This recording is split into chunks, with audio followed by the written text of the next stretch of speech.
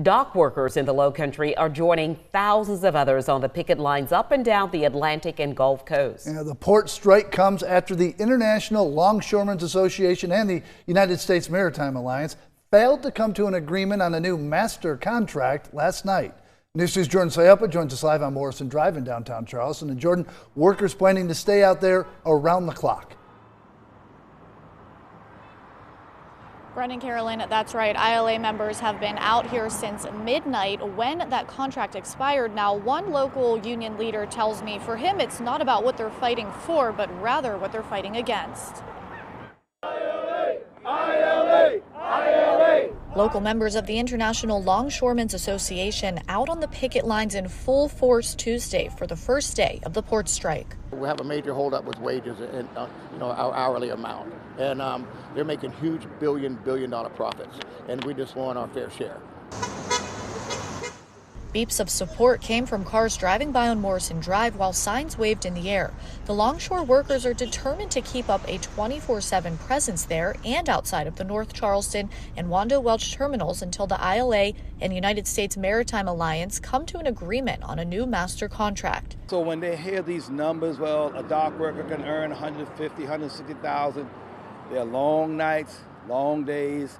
We work 15 hours, 16 hours. Charleston ILA members are joining thousands of other dock workers on the East and Gulf Coast who walked off the job at midnight. Going on its first strike in almost 50 years, the labor union is demanding a $5 an hour wage increase every year of the next contract and no automation or semi-automation. It's not what we're fighting for, it's what we are fighting against. We are fighting against the job eliminating automation that would put all of these workers and their families on the unemployment line. In its last update Monday, USMX said the two entities traded counter offers related to wages.